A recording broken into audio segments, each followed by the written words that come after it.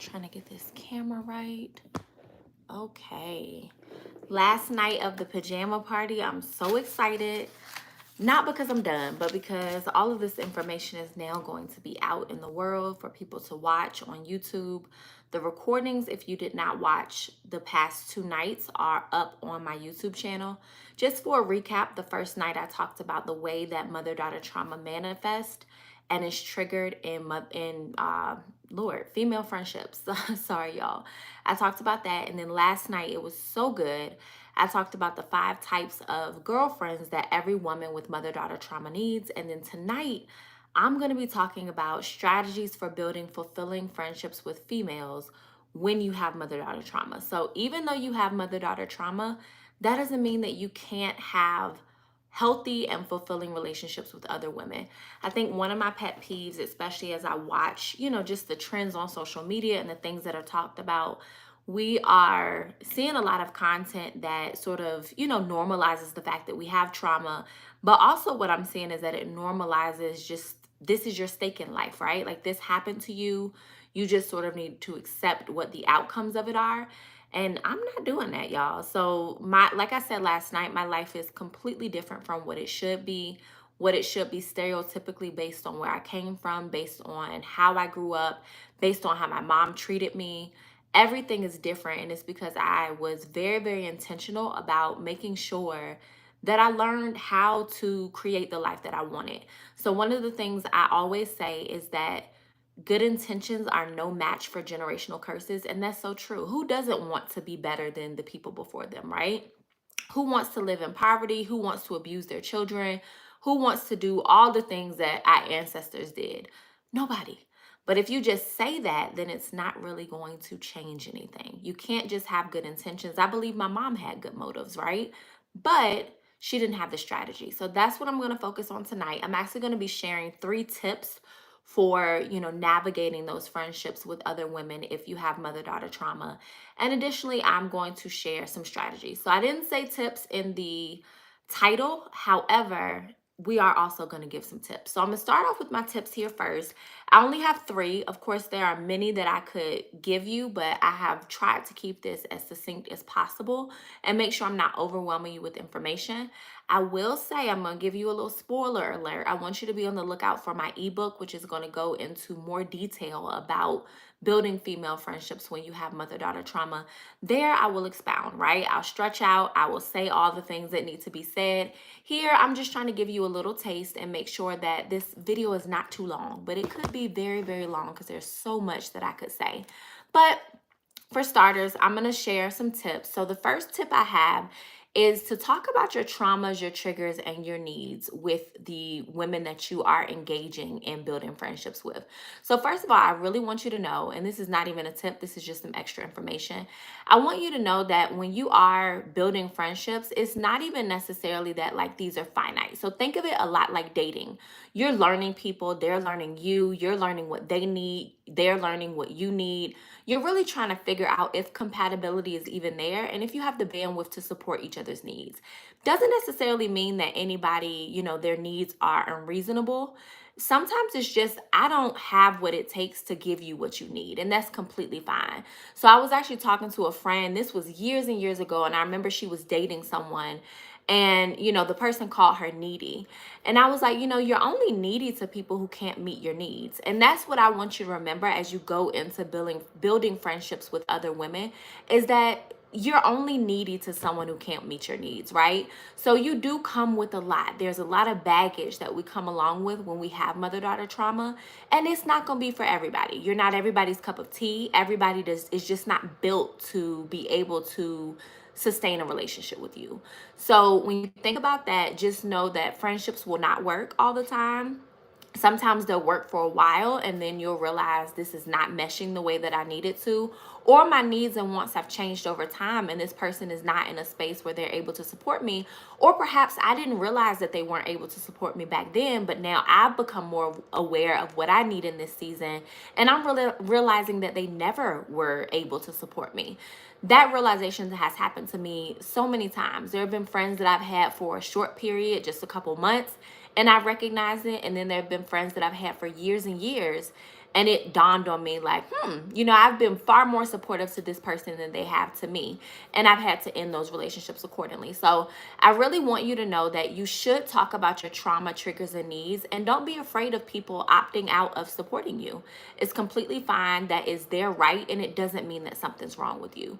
Now, when you talk about your trauma, triggers, and needs, you also need to make sure you're not trauma bonding. So trauma bonding is something that as a therapist I see happen a lot of times in relationships with people who have similar types of trauma. So of course we're talking here about mother-daughter trauma specifically, but you can even think of like romantic relationships and just having a revolving cycle of them not working. Or you could talk about jobs. All of us work so hard. Where we spend most of our time at is work. So a lot of times when you're not happy in your career and your friend isn't happy in their career, then you end up having most of your conversation around the bitterness of work. The same thing can happen when you are someone with mother-daughter trauma. If you find out, from sharing your trauma, triggers, and needs that your friend also has the same experiences with her mom, it's very likely that the two of you could end up in a situation where you're only talking about your moms. Something happens with her mom says something crazy to her one day, she calling you because she knows you're the friend that understands. And while we do want to build emotionally understanding and emotionally supportive relationships, we want to make sure that there are more topics that we're talking about with people than the things that bother us. Because what will happen is, let's say, you and your mom get good one day, which is a lot of times pretty unlikely, right? Our toxic moms are usually our toxic moms. Now, I will say that I have had dyads that I've worked with in therapy where it was a mother and a daughter. And working with them, the mom was very open. She was very willing. She didn't want to lose her daughter. But more often than not, I have worked with women who their moms are not trying to change, and they have to figure out, how am I going to navigate either this relationship with her refusing to do what needs to be done, or how am I going to navigate my life without her? I've also seen times where moms and daughters come to therapy, mom is like, that didn't happen. I'm not going to even acknowledge any of the things that I did to you, even though I know I did them. And they're not going to say that at all. But, I've seen so many different scenarios happen. And even in my own experience, my mom was someone who was willing to go to therapy for that first session, but was extremely reluctant to change and utilize that as an opportunity to attack me. So I've seen so many different things happen.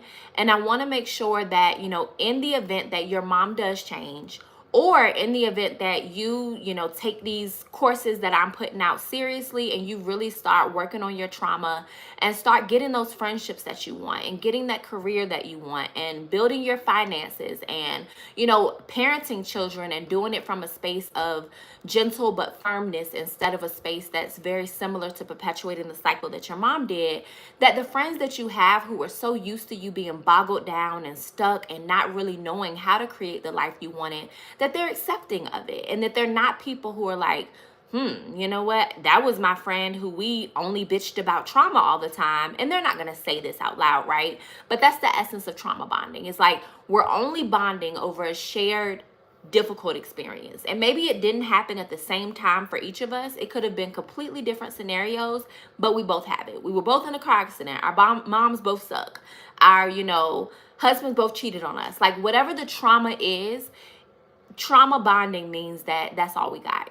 There's really nothing else that the relationship is standing on. So my second tip is I just really want to make sure that you all, as you're navigating building those female friendships, that you're not trauma bonding with people. That doesn't mean don't hold space for them to talk about their grievances and to support them and things like that, but just make sure that you actually like this person, and that you're not just depending on them because they relate to you. So my third tip is that incompatibility is not failure. So as I said, as a therapist and also as someone who's walking this walk with y'all, I'm a woman who has mother-daughter trauma and has felt like incompatibility in friendships was failure at times. And I want y'all to know that it's not. Really, I think of, and I always tell my therapists this who work for my agency, I tell them when they're working with couples, whether that be romantic relationship, couples, or either people who are dating, dating is romantic, but romantic relationships, even mothers and daughters, fathers and sons, daughters and fathers, like whoever the dyad may be, know that as a therapist, it is okay for someone to decide that a relationship is not for them in the midst of working with you as a couple or a dyad in the case of them not being a romantic partners. Finding out that you're not compatible with someone really gives you the freedom to move forward and find whoever else, And of course, we're never going to find another mom, and that we're not necessarily talking about moms in this situation, but we're not going to find another mom. So finding out that you're incompatible with your mom can really be a scar, It is a scar because you're never going to replace that person. I said either last episode or the one before that, the only person that's going to be able to reparent you after your mom has been toxic is you. It's no one else. You're not going to be able to have anyone else fill those shoes. But when it comes to friends, I want you to know that figuring out that you and somebody don't work, or that you and someone, just don't have the bandwidth to support each other. Maybe their trauma is too overwhelming and you have your own stuff going on, or they feel the same way about you, or maybe they're constantly triggering you. And when you vocalize that, they're not willing to make accommodations for it because they're like, this is just who I am. Everybody else accepts that I'm this way, and I can't be walking on tippy toes trying to change my behavior just because it triggers you. Or maybe you have needs in your friendship that they're not able to meet. It makes me think about a friend that I was building a relationship with. I would say it was probably about maybe a year or so ago. And she was a gossiper, and I'm not a gossiper. So this is something that comes up a lot with me when I am building friendships with other women, is that I have a threshold. For a little while I'm like, okay, maybe they're just helping me understand their life and the people in it. But after I feel like you are bashing folks that you supposedly say that you love, and these people will absolutely not want me to know this information, then I'm like, sis, I feel like you're gossiping, and I would love if our relationship would be able to be more than just this. And sometimes that doesn't work for everybody. People are offended by the fact that I've said that. I've had other people be like, you're right, and I never knew that you were right, but I learned this behavior from when I was growing up. All the women in my family did it. I didn't even realize that I was gossiping, but now that you mention it, it's how I build friendships with all women. So thank you for pointing that out to me. But this particular friend was not down for it. She said she was on the, when we were talking about it, and then she just kind of ghosted me after that. And in that case, I had a need that she was not able to meet. For me, it makes me feel very unprotected when someone is gossiping about other people, because I'm like, well, what you gonna say about me? And also, like, that means nothing that I tell you is sacred or protected. There's really no space for, any sort of like privacy in this relationship. So that was a need that I expressed, and I have expressed to many people, and some honor it and others don't. So just know, as you figure out what your needs are, what your triggers are, and as you outline your traumatic experiences with your mom or in other areas of your life, and you communicate those to people, it is their right to decide that they can't get funky with it, right? So again, incompatibility is not failure. So those are the 3 tips that I'm giving y'all. Now I want to move on to strategies. So strategies is a little bit more invested, right? So I've given you some advice, and obviously it's real easy to just remember those things as you navigate. Now this is going to require you to do some work. So my 3 tips, or my 3 strategies rather, are: number 1, I want you to do a friendship timeline. Now, if you came on the broadcast a little bit after I talked about the ebook that I'll be publishing soon, then you don't know that I'm publishing the ebook, right? But in the ebook, I'll definitely have graphics and, templates and things that you'll be able to utilize. So this will be something that's in there. However, I will try to explain it to you so that you can do it on your own if you, want to do that before the ebook drops.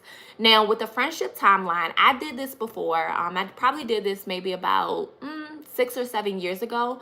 So it was basically, what happened is, I was really curious about my friendships. I was like, dang, like, how do they just keep not working? And it wasn't all of them, but it's also, we just have a human tendency to focus on the things that don't work, So I had friends, and I've always really had very fulfilling relationships after I started to do the things that I'm sharing with you all.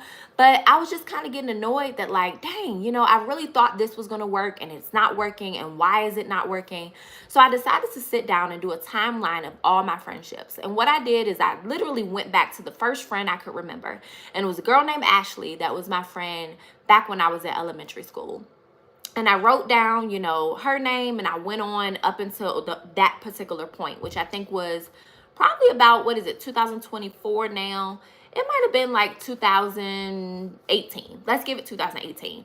So I wrote all my friendships down that I could recall. And then I also went in and I wrote down like the things that happened, within the friendship that were exciting, the things that happened in order for it to end, like sort of just writing down the entire narrative of the friendship. And then after I finished that, and I told y'all this is a lot of work, right? But healing takes work. Trauma is not going to be something that, you heal overnight. And I really believe that there are people out there who, if they are given the strategies, will do them. I also realize that there are some people who are not going to. And it's okay if you're one of those people. But for those who are willing to do the work, this is the work that it takes. So I wrote down, the narratives of all my friendships. And once I finished writing it down, and it took me a while. I mean, I was pretty invested. So it was kind of like one of them things where I just kept going back to it every time I had free time. So it took me a couple days to put together. And then I went back and I analyzed all of the friendships. And the wildest thing happened, y'all. So two things that I realized. One was that every friend that I lost was very similar. They had very similar characteristics. Now, the characteristic that stood out the most to me was being someone that was beyond reproach. So either they were raised in environments where they could do no wrong, no one really ever held them accountable. Essentially, like me, being a friend with me was difficult for them because I'm someone that likes to be challenged and I like to challenge back. So like I said previously, if you're gossiping and I don't want to hear it, I'm going to tell you. And I expect that if I'm doing something that you don't want me to do, then you'll let me know as well. So these people were not equipped to handle that because, up until our friendship, no one, at least to my knowledge, and based on their personality type, no one had ever given them any pushback. They were able to just navigate the world, do what they wanted to do, be toxic. So that was one of the things that I noticed, was that they all were very, very similar. Number two, I noticed that all of the traits that did not work for me in our friendship were traits that my mom had. And that wasn't something that I'd even expected to find. Honestly, I didn't expect to find out the first thing either, but I definitely didn't expect to find out the second. So as you do that exercise, you might realize that there's some patterns in the friendships that haven't worked for you. And that also gives you some relief as well, because it's like, it's not necessarily me, and it's not us saying to blame the other person, but it's like there's just a type of person that maybe I'm attracted to, but I don't work with. And that's what I had to realize. Like, I really love these very dominant personality type women, but when it came down to being friends with them, we didn't mesh together. And that was something that really helped me be able to go out into the world and want to be friends with certain people and realize, Dylesia, don't even put yourself in that situation. And then also realizing that they had similar characteristics with my mom was extremely freeing, because I'm like, well, we sure ain't compatible, So I really was setting myself up and not even recognizing it. So that's my first strategy. I want y'all to do a friendship timeline. Now, number two, I want you to write a friendship vision statement. So the reason behind this is that when you have, your friendships are not all going to work, right? So I've talked about several friendships that I've lost. And the funny thing with me and friendships, so when I was growing up, my mom would always say, nobody's your friend. Everybody's going to disappoint you. So whenever I would like come home from school and be like, oh, such and such, my friend, this and that, she would be like, they're not your friend. And, she don't even know these people. And it's crazy because I have a best friend. Well, I have a couple best friends, but one of my best friends I met when I was 8. So we were literally in 3rd grade. And my mom did not accept that that was my friend. So fuck the best part, right? She didn't even accept that this was my friend until we were like in our 20s. And that's how serious she was about friendship. And now, as I look back, I recognize that like she had a lot of hurt and trauma and pain in her life. And this was just a philosophy that she had developed to protect herself. But it became problematic when it was something that she shared with her children, who were not able to navigate the world on their own and make their own conclusions.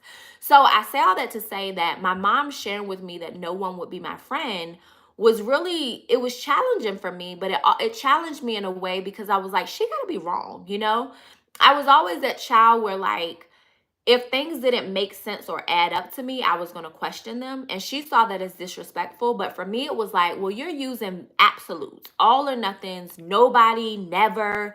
There's something has to be wrong about that, because do you know everybody in the world? And from that moment, as I kept hearing her say that over and over, I went out on a quest and I was like, you know what? I'm gonna find me some friends, okay? Now, everybody's not gonna be my friend. Everything is not gonna work, but I'm determined to figure out if there are other people like me in the world. And if I exist, there has to be somebody else with the same sort of heart that exists as well. So I went on a quest, like I said, and I've pretty much bulldozed my way through situations. And I've had some of the craziest friendship scenarios happen. I mean, there have been like, I've been kidnapped before and set up by friends and almost died. Like, it's been the craziest situations. And the reason why I've been able to persevere despite those things happening to me, things that would have normally had other people be like, you know what, I'm not going to even engage with people anymore. Like, I'm gonna go close my door, shut my door, not meeting nobody else. The reason why I kept going is because I had a vision. So that's why I want you to write a friendship vision statement. That's even biblical. You know, it says in the book of Habakkuk that without vision, the people perish. And that's so true, because if you do not have a vision for your friendship, for your relationship, for your career, whatever the case may be, when you have mother-daughter trauma and the road is naturally going to be hard for you, you are going to quit. So I want y'all to write a vision statement. I want you to start imagining what you want your friendships to look like. Like, what does it feel like to feel safe? You know, what do you want to be doing with these people? What do you want them to, you know, talk about with you? Like, how do you want them to support you? Where do you want y'all to go? Like, just really map out your entire vision. And I would say, you know, if you're a writer, write it. If you're a visual person, draw it. You know, if you have those skills, or at least have it for your own sake and will be able to know what you're drawing. Well, however you want to do this vision statement, just make sure you do it, because it's going to be something that you can return to when you get those friendship heartbreaks that are inevitably going to occur. Now, my last tip, because I love to keep it just funky, and, you know, we're going to have a very quick time. So this is my last tip: deal breakers. You got to know your deal breakers, okay? So like I told y'all previously, I won't even have to go back into the spill again. One of my deal breakers is gossiping. If I see you throwing your family that you talk to all the time under the bus, and your friends that you talk to, and you telling me all these sexual exploits, and no. I know I'm a therapist, and I know I'm a very trusting person. I get it. You tell me your secrets, they ain't gonna go nowhere. You tell me somebody else's secrets, they also aren't gonna go anywhere. However, it's an integrity thing. So for me, I know that one of my biggest deal breakers is gossiping.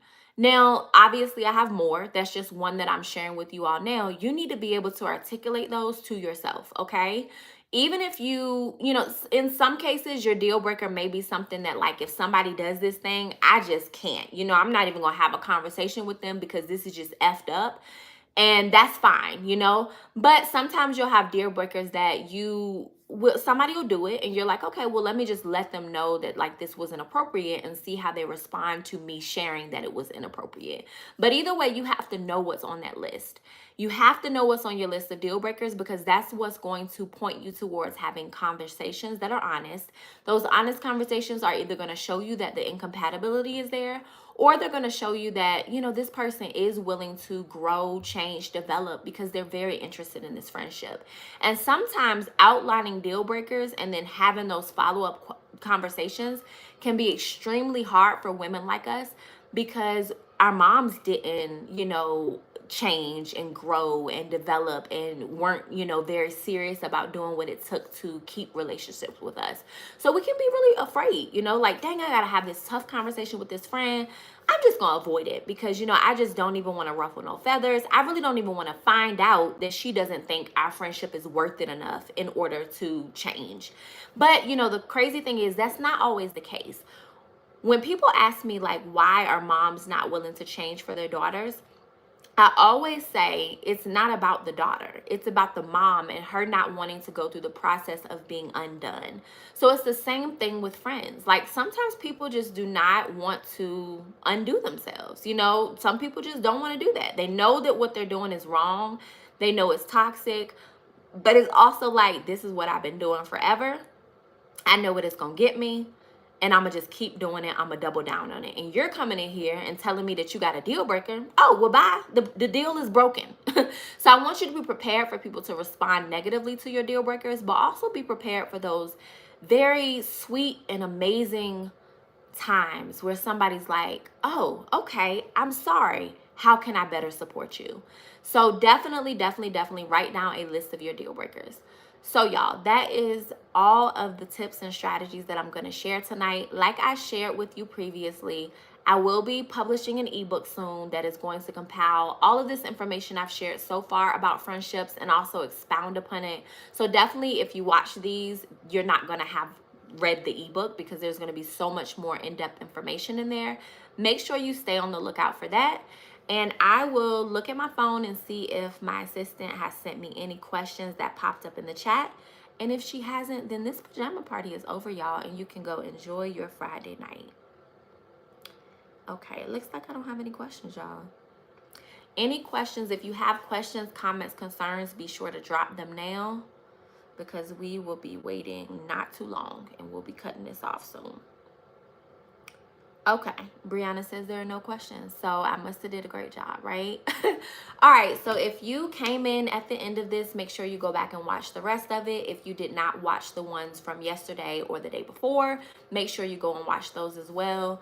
I'm going to sign off. Drop your comments below. We'll make sure that they get answered, and that's just it. All righty, I'll see y'all soon. Bye.